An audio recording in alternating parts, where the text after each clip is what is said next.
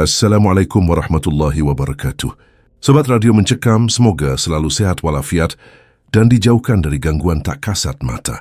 Sebelum kita mulai, pastikan kalian menekan tombol like, isi kolom komentar dan subscribe channel ini agar kita terus terhubung. Pernahkah kalian meresapi sepinya rumah sakit, bau karbol dan lorong, dengan sentuhan arsitektur Jawa klasik yang lengang? Tempat ini mungkin menjanjikan kesembuhan, tapi bagi tenaga medis, ia menyimpan rahasia. Cerita ini bermula dengan sangat tenang. Kenalkan Suster Ratna, perawat teliti yang mengabdi bertahun-tahun. Kesehariannya biasa saja, sekadar merawat pasien dengan senyuman. Belum ada teror maupun ketakutan saat ia bertugas di Bangsal Melati. Hanya rutinitas sepi, tempat dosa masa lalu tertidur pulas menanti untuk mengetuk pintu.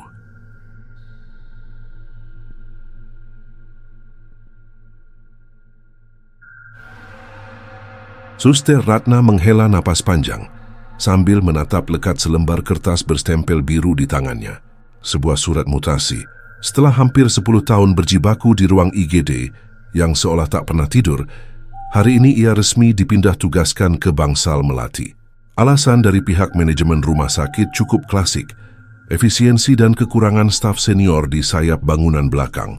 Namun bagi Ratna, selembar kertas itu justru tidak terasa seperti hukuman, melainkan sebuah jalan keluar yang sudah sangat lama ia dambakan. Di usianya yang menginjak pertengahan 30-an, Ratna sedang berada di titik terendah kelelahan mentalnya. Burnout parah. Kantung matanya mulai membesar dan menghitam. Senyum ramahnya pada setiap pasien tak lagi terasa tulus dari hati, melainkan sekadar refleks mekanis otot wajah yang sudah dilatih bertahun-tahun.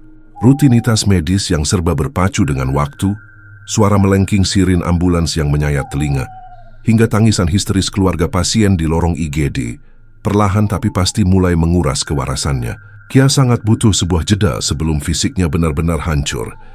Dan Bangsal Melati adalah tempat yang teramat sempurna untuk bersembunyi. Bangsal ini terletak di area paling belakang, kawasan rumah sakit, menempati sebuah gedung tua yang masih mempertahankan sentuhan arsitektur klasik Jawa. Langit-langitnya dibiarkan tinggi menjulang agar sirkulasi udara bebas berputar, lantai tegelnya bermotif lawas yang kusam termakan usia, dan pintu-pintu kamarnya terbuat dari ukiran kayu jati tebal.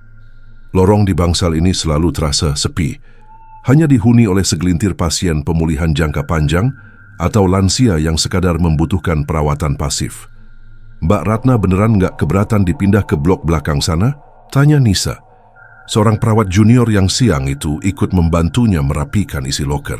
Wajah gadis muda itu tampak sedikit bersimpati. "Di Melati kan sepi banget, Mbak. Monoton kegiatannya. Apalagi kalau kebagian shift malam hari, hawanya pasti bikin ngantuk terus." Ratna hanya tertawa kecil seraya merapikan kerah seragam putihnya di depan cermin. "Justru sepi yang kayak gitu yang kucari, Nis. Kupingku rasanya sudah mau pecah dengar bunyi alarm monitor jantung setiap hari. Di sana setidaknya aku bisa napas agak panjang, pasiennya sedikit. Jadwal minum obatnya jelas, nggak banyak keluarga pasien yang lalu lalang. Jauh lebih damai." Hari pertama Ratna bertugas di sana berjalan sangat lambat, persis seperti yang ia harapkan. Rutinitasnya hanya berkisar pada pekerjaan dasar. Mengganti cairan infus yang mulai habis, membagikan obat jadwal sore, dan mencatat tekanan darah di papan rekam medis gantung. Drama sosial yang terjadi di Bangsal itu pun hanya sebatas rutinitas wajar manusiawi. Keluhan pasien lansia yang mulai merajuk karena bosan dengan menu bubur hambar rumah sakit, atau perdebatan kecil antar keluarga pasien yang memperebutkan remote televisi di ruang tunggu. Semuanya terasa begitu normal.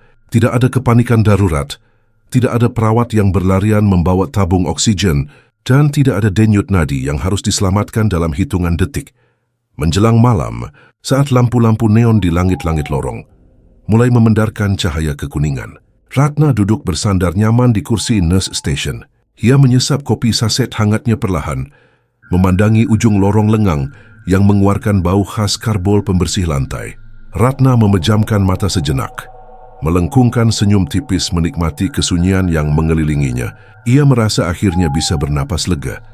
Ratna sama sekali tidak tahu bahwa ketenangan yang begitu ia syukuri malam ini hanyalah sebuah panggung sunyi yang dipersiapkan dengan apik. Sebuah jeda yang amat singkat, sebelum dosa masa lalu datang menghampiri dan mulai mengetuk pintunya. Ketenangan Ratna di bangsal melati terpaksa usai saat jarum jam menunjuk angka 10 malam. Pintu ganda di ujung lorong berderit terbuka, menampilkan sosok Dr. Tirta yang berjalan dengan langkah cepat dan kaku. Jas putihnya tampak kebesaran untuk posturnya yang kurus tegap, sementara stetoskop menggantung asal di lehernya. Dokter residen yang baru beberapa bulan bertugas ini memang dikenal cerdas, namun sayangnya reputasi cemerlang itu diimbangi dengan sikap arogan dan sinis, yang sering membuat staf keperawatan menahan napas jengkel. "Suster Ratna, kan?" sapa Dr. Tirta tanpa repot-repot membalas senyuman. Ia langsung meraih tumpukan papan rekam medis di atas meja jaga.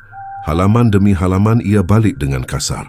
"Saya lihat catatan tekanan darah pasien ranjang nomor 8. Kenapa tidak ada laporan soal fluktuasinya? Jangan mentang-mentang ini bangsal pemulihan yang sepi, observasinya jadi seadanya ya.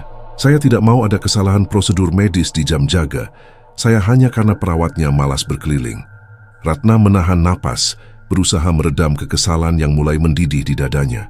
Ia sudah memeriksa pasien itu dengan sangat teliti.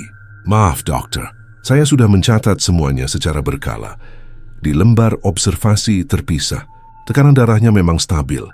Hanya sedikit naik sore tadi karena keluarga pasien diam-diam memberinya kopi. Semuanya sudah saya tangani sesuai prosedur." Dr. Tirta mendengus pelan, menatap Ratna dengan pandangan meremehkan dari balik kacamata bacanya. Baru saja ia membuka mulut untuk kembali mendebat, suara gesekan kain pel pada tegel lorong memecah ketegangan di antara mereka. Srek. Itu Pak Kardi, petugas cleaning service senior yang sudah puluhan tahun mengabdi di rumah sakit ini. Dengan langkah pelan dan ritmis, pria paruh baya itu membersihkan lantai di sekitar area meja nurse station. Wajahnya tenang, dipenuhi kerutan yang seolah menyimpan banyak cerita. Bau karbol menyengat kembali menguar dari ember plastiknya, menutupi bau obat-obatan.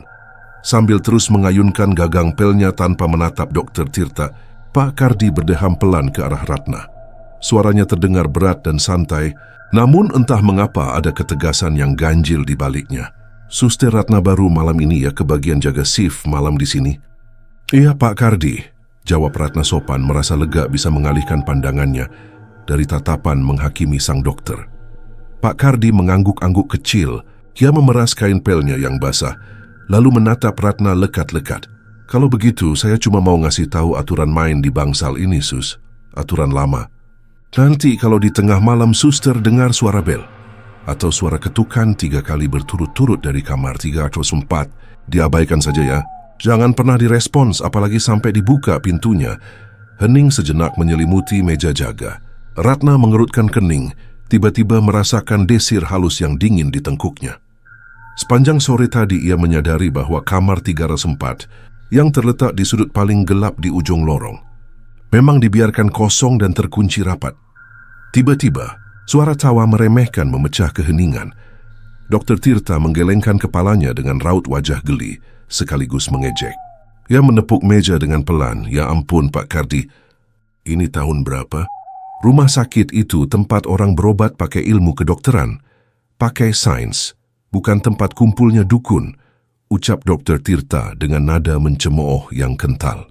Kamar 304 itu kosong karena fasilitas di dalamnya rusak dan pihak manajemen belum kasih dana perbaikan. Jangan menyebar mitos murahan buat menakut-nakuti perawat baru.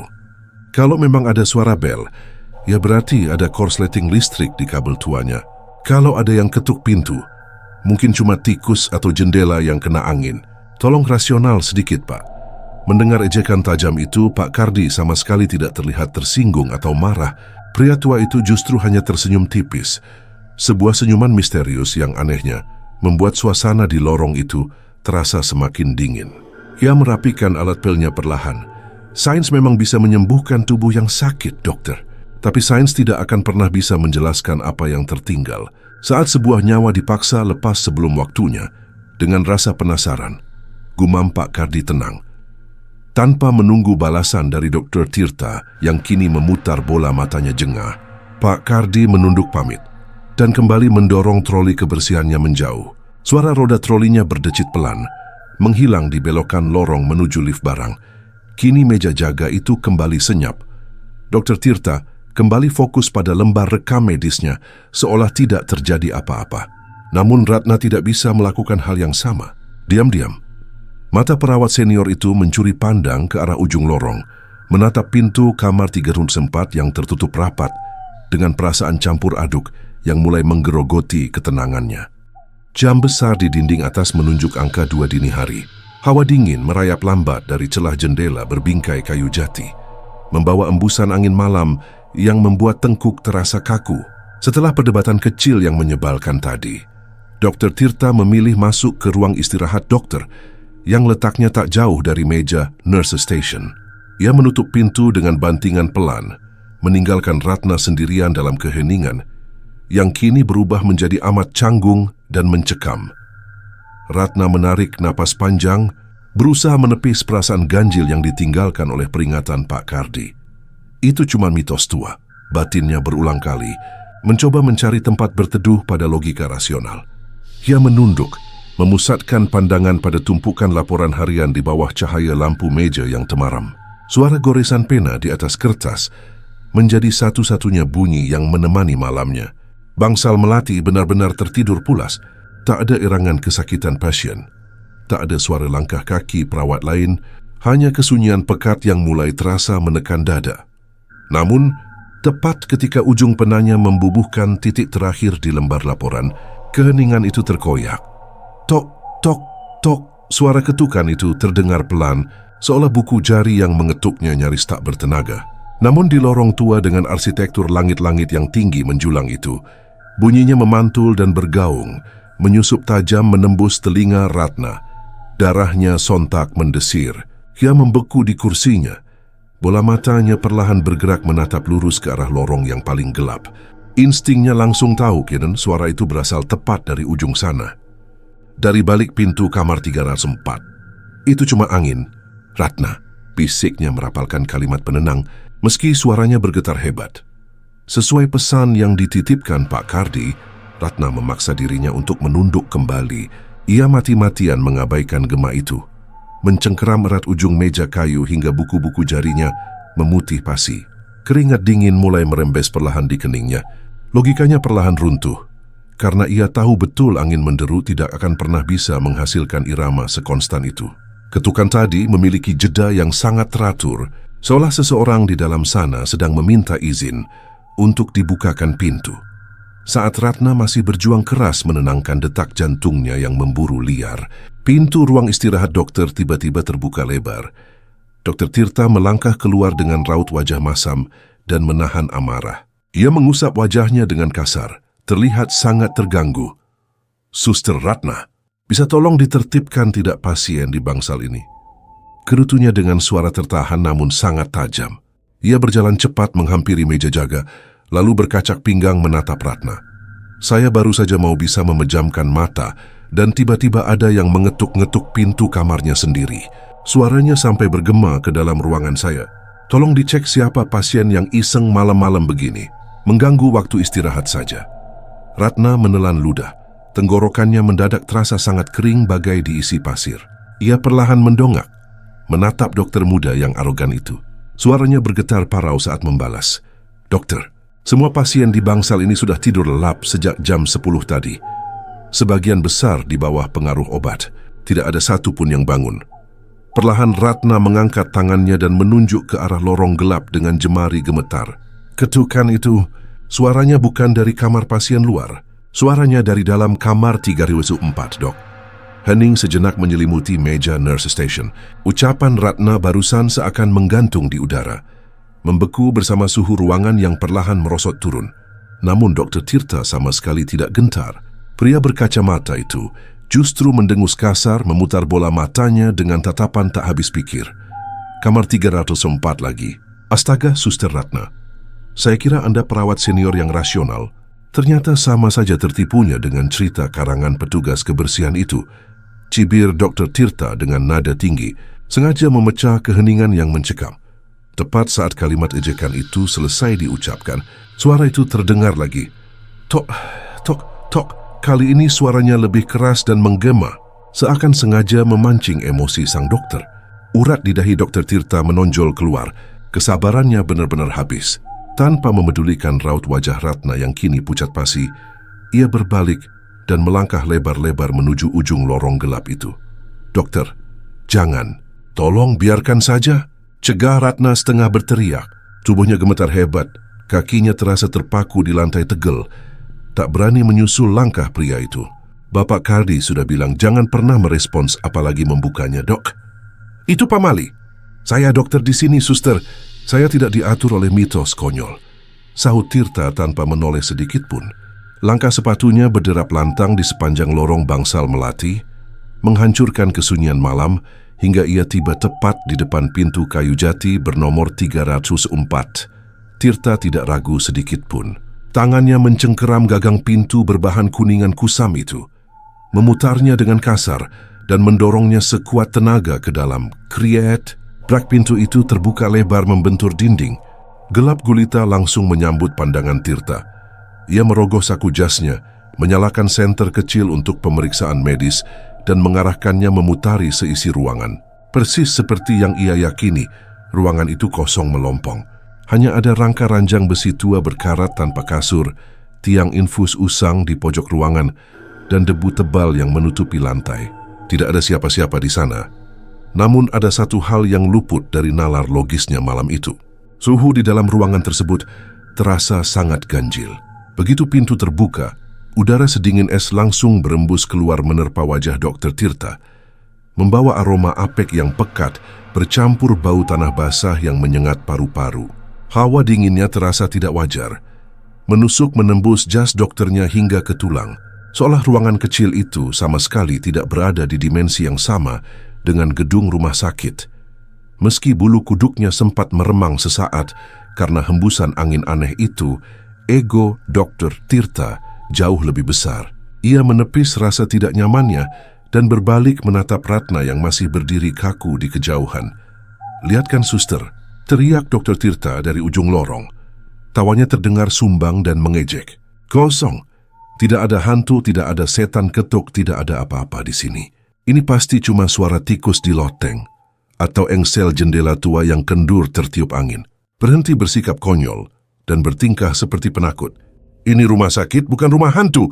Merasa menang dan puas telah membuktikan bahwa aturan tak tertulis itu hanyalah omong kosong belaka, Dr. Tirta melenggang pergi. Ia bergegas kembali menuju ruang istirahat dokter, melewati meja jaga tanpa memedulikan tatapan ngeri Ratna yang kini terfokus lurus pada ujung lorong. Sang dokter yang terlampau sombong itu baru saja melakukan sebuah kesalahan fatal. Merasa tak ada yang perlu ditakutkan, ia meninggalkan kamar 304 begitu saja. Pintu kayu jati berukir kusam itu tidak ia tarik kembali. Ia membiarkannya terbuka sedikit, menyisakan celah hitam yang menganga lebar di tengah kegelapan ujung bangsal. Sebuah celah yang pada akhirnya membebaskan sesuatu untuk melangkah keluar dari dalam sana. Begitu punggung Dr. Tirta menyentuh kasur tipis di ruang istirahat, udara di sekitarnya terasa berubah drastis.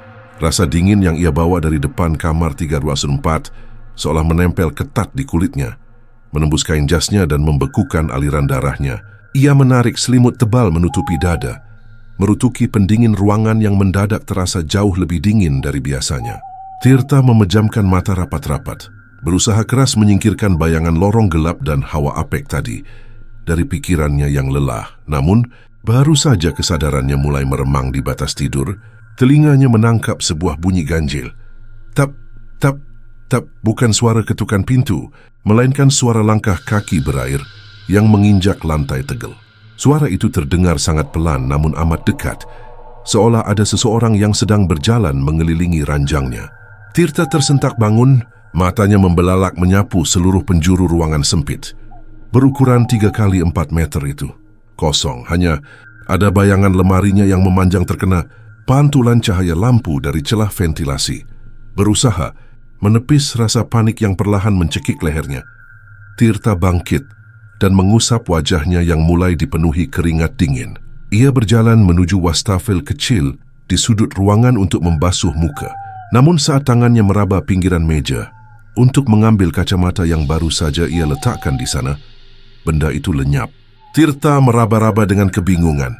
Pandangannya yang sedikit rabun akhirnya menangkap benda tersebut kini tergeletak di atas lantai, jauh di sudut ruangan yang gelap. Di sebelahnya, stetoskopnya yang tadi ia gantung rapi di balik pintu, kini menjuntai berantakan di atas sandaran kursi. Siapa di sana? Gertak Dr. Tirta. Suaranya bergetar hebat, kehilangan seluruh nada arogannya. Tidak ada jawaban yang membalas. Namun tepat ketika ia menoleh ke arah cermin wastafel, dari sudut mata kirinya, sekelebat bayangan putih pucat melintas dengan sangat cepat di belakang punggungnya. Tirta berbalik seketika, jantungnya berdebar kencang hingga terasa sakit menghantam tulang rusuk. Bulu kuduknya meremang hebat.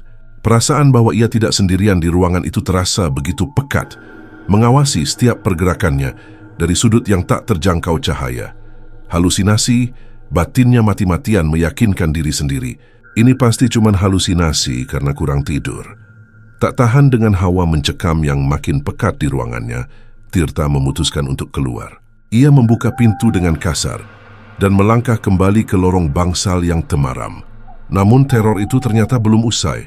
Setiap kali kaki Tirta melangkah menjauhi ruangannya, suara telapak kaki basah itu kembali terdengar tepat di belakang tumitnya. Mengikutinya dalam senyap, ketika Tirta berhenti melangkah, suara itu ikut berhenti. Ketika ia menoleh dengan cepat ke belakang, lorong itu selalu kosong melompong. Sesuatu yang tak kasat mata kini terus menempel di belakang punggungnya. Sementara itu, teror yang tak kalah mengerikan sedang melumpuhkan kewarasan Suster Ratna di meja nurse station. Sejak Dr. Tirta membiarkan pintu kamar 304 menganga, suasana bangsal melati, berubah layaknya lorong pemakaman. Kesunyian itu terasa sangat menyiksa, membuat Ratna tak berani mengangkat wajahnya dari meja. Tangannya bergetar hebat, menggenggam pena erat-erat untuk mengalihkan rasa takut. Lalu, suara itu datang lagi. Tok, tok, tok. Ratna memejamkan mata erat-erat. Air mata ketakutan mulai mengalir turun membasahi pipinya. Suara ketukan itu tidak lagi bergema dari ujung lorong tempat kamar 304 berada. Suaranya tak lagi berjarak. Ketukan berirama lambat itu kini terdengar sangat tajam, sangat dekat dan sangat teredam. Asalnya bukan dari dinding atau pintu kayu jati. Suara itu berasal tepat dari dalam laci meja terkunci yang bersentuhan langsung dengan paha Ratna. Sesuatu di dalam laci sempit itu sedang mengetuk, meminta untuk dikeluarkan. Suara ketukan dari dalam laci itu meruntuhkan sisa-sisa pertahanan Suster Ratna. Dengan napas tersengal dan air mata yang tak lagi bisa ditahan, ia melompat mundur, membiarkan kursi berodanya terpelanting ke belakang. Ia berlari tertatih menjauh dari meja nurse station, mencari pertolongan dengan kepanikan yang luar biasa. Beruntung, di persimpangan lorong menuju gudang alat, ia berpapasan dengan Pak Kardi yang sedang merapikan troli kebersihannya. Pak Kardi. "Tolong saya, Pak." Isak Ratna dengan wajah seputih kapas. Tangannya yang dingin dan gemetar mencengkeram erat lengan seragam petugas kebersihan itu. Ketukan itu, suaranya tidak lagi dari ujung lorong. Suaranya sekarang ada di dalam laci meja saya. "Tolong temani saya, Pak. Saya memohon, saya harus tahu siapa sebenarnya pasien yang dirawat di kamar 304. Pak Kardi menatap Ratna dengan sorot mata redup yang syarat akan belas kasih, seolah pria paruh baya itu sudah menduga hal ini akan terjadi.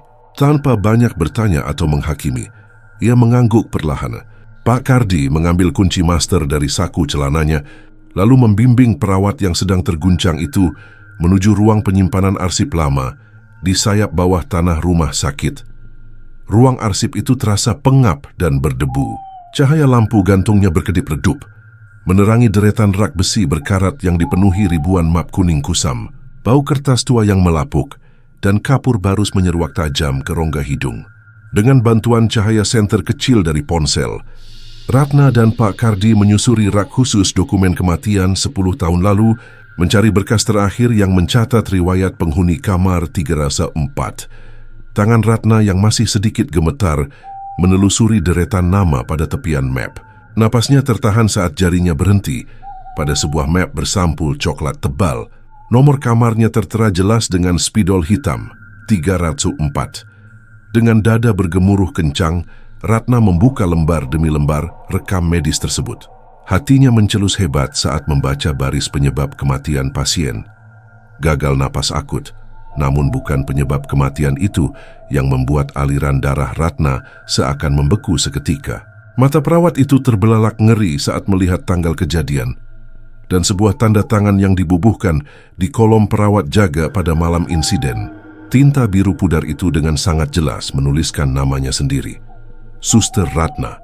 Tiba-tiba, sebuah memori yang selama bertahun-tahun sengaja ia kubur rapat-rapat dalam palung otaknya kembali meledak dan menghantam kesadarannya tanpa ampun.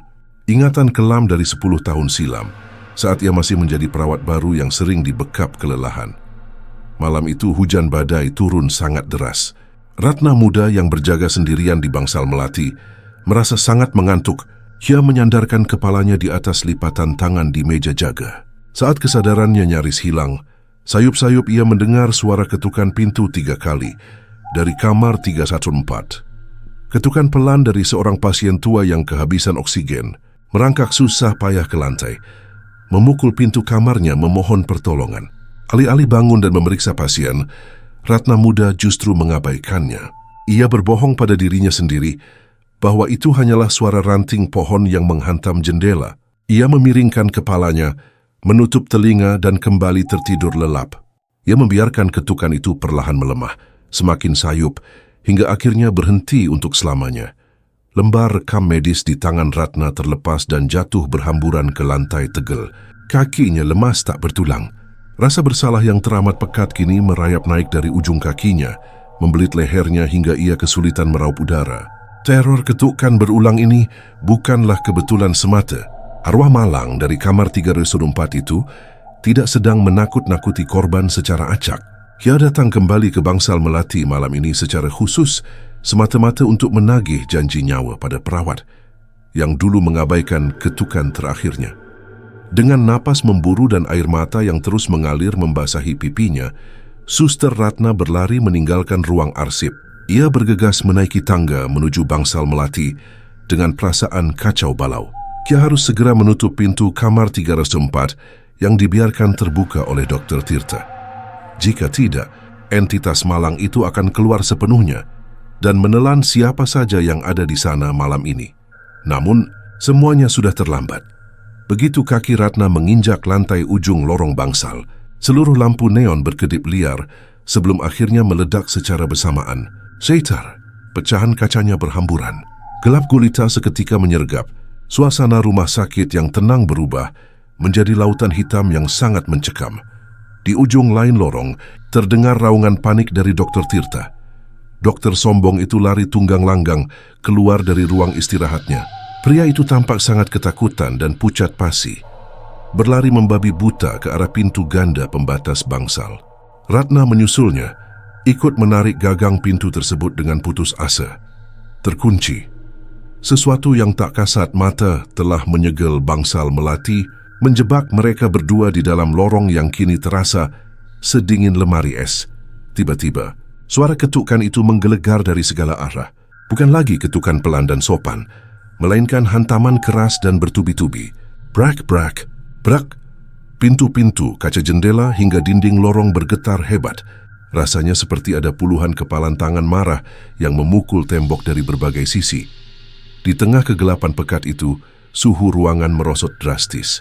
Bau amis darah segar bercampur bau kapur, barus menyeruak tajam, seakan mencekik paru-paru. Dari celah pintu kamar 314 yang menganga, merangkak keluar sesosok bayangan kerempeng. Sosok itu berjalan terseok-seok mendekat, diiringi suara tarikan napas putus-putus, dan berbunyi menggorok, layaknya seseorang yang sedang tenggelam dan meregang nyawa di daratan. Dr. Tirta menjerit histeris. Ia meringkuk di sudut dinding, sambil menutup telinganya rapat-rapat. Akal sehat dokter muda itu telah hancur lebur diterjang. Teror psikologis yang tak sanggup ditanggung. Nalarnya. Sosok itu terus menyeret kakinya mendekati Ratna. Tangannya yang pucat dan kurus kering terangkat lambat, menunjuk lurus ke arah sang perawat senior. Saat itulah keheningan pecah oleh tangis penyesalan. Rahasia kelam yang disimpan rapat selama 10 tahun akhirnya terbongkar di lorong gelap tersebut. Maafkan saya, isak Ratna histeris. Tubuhnya luruh ke lantai, bersujud di depan bayangan mengerikan itu. Sayalah perawat yang berjaga malam itu. Sayalah yang membiarkan Bapak mati Ratna mengakui semuanya. 10 tahun lalu, pasien di kamar 304 mengalami gagal napas saat badai turun. Kakek sebatang kara itu merangkak susah payah ke balik pintu, mengetuk 3 kali dengan sisa tenaga terakhirnya untuk meminta tolong. Namun Ratna muda yang berjaga malam itu terlalu egois.